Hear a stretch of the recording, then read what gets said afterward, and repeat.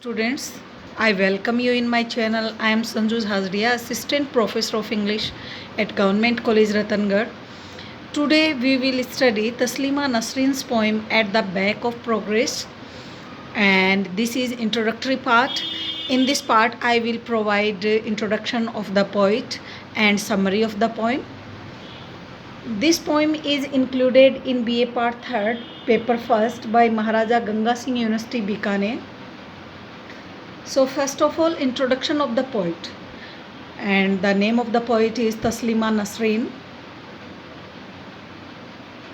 Taslima Nasreen was born on 25th August 1962, Mymensingh, East Pakistan. Now it is in Bangladesh. Bangladeshi feminist author who was forced out of her country because of her controversial writings, which many Muslims felt discredited Islam. Her plight was often compared to that of Sir Salman Rushdie, author of the Satanic Verses. She was the daughter of a doctor. Nasreen also became a doctor, working in a family planning clinic in Mymensingh until she was reassigned to a government clinic in Dhaka in 1990. She left the National Medical Service in 1993. An author of magazine, columns, poems, and fiction, Nasreen began publishing her writings in the 1970s. She wrote withering diatribes against the oppression of women and the Islamic code that she felt made them virtually the chattel of men. Her subject matter became increasingly sexual, and her condemnation of men was unrelenting. Contrary to Muslim practice, she wore her hair short and smoked cigarettes, and she eschewed traditional Muslim dress. Her writings and behavior enraged and offended strict Muslims, and in 1992, groups of those who objected to her work attacked bookstores in Dhaka. So she was opposed in Bangladesh by Muslims that had made her books available. In 1993, Nasreen became an international cause celebre when a fatwa, formal legal opinion, was issued against her in reaction to her novel Lajja. And this novel was published in 1993. Lajja means shame, which depicts the persecution of a Hindu family by Muslims.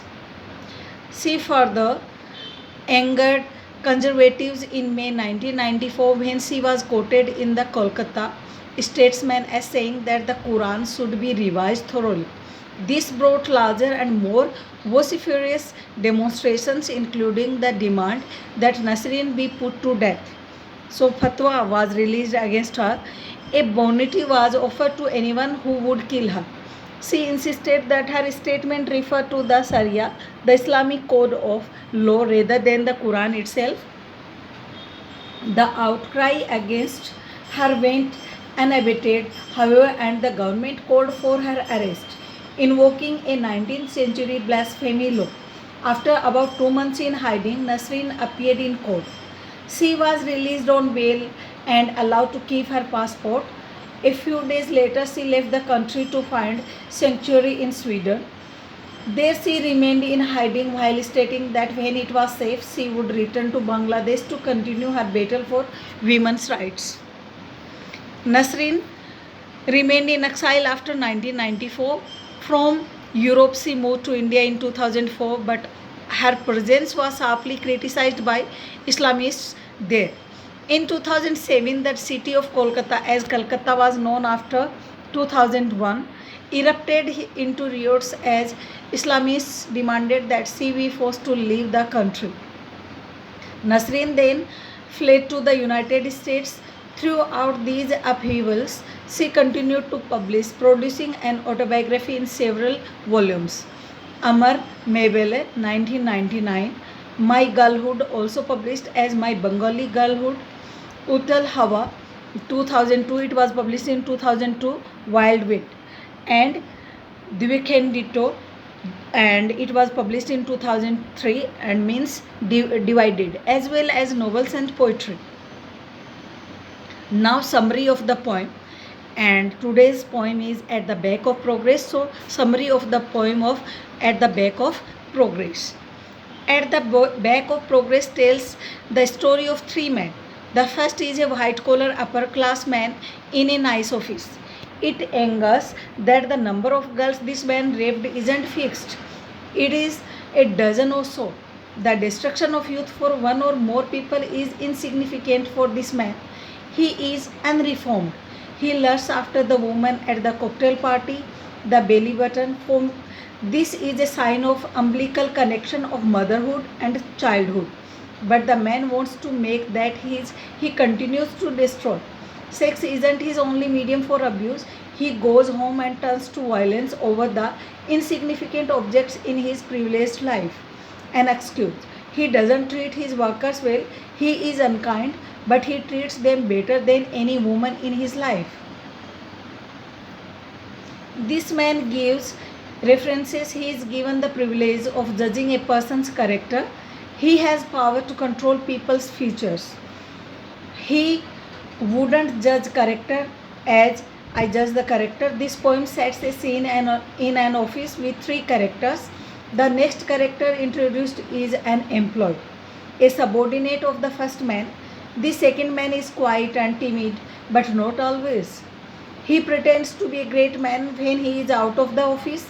He takes what his manager gives him and gives that to his wife. She accepts this from her husband because she doesn't know anything else. She has learned this role. So this page strengthens the effect of the next line. I can see this learning process from one generation to the next, but it is not transferred through the women. The men carry on this horrible cycle. The outcome is suicide of every woman in its path.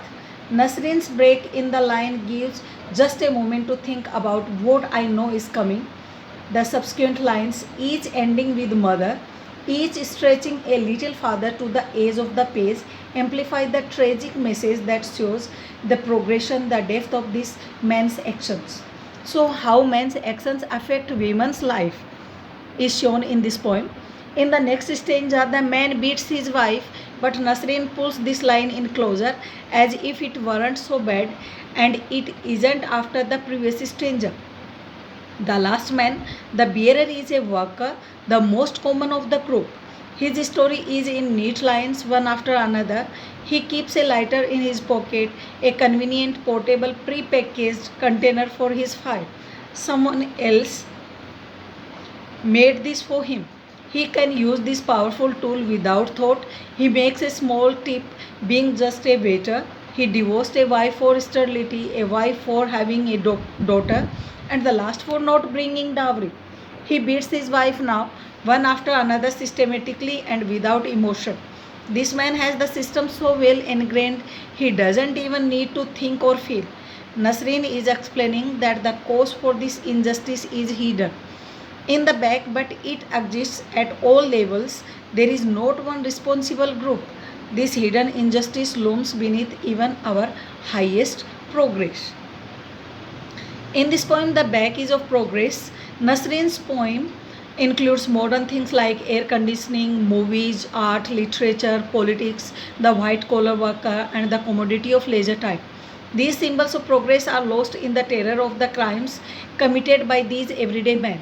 This is the opposite of what we know. Nasrin calls us to remember progress is measured by meaningless things, and we must forget what we are told sometimes in order to find truth. She shows us the back of progress, its weakest point. So I think you understood the summary and introduction of the poet, and in my next video I will explain this poem. So thanks for watching this video.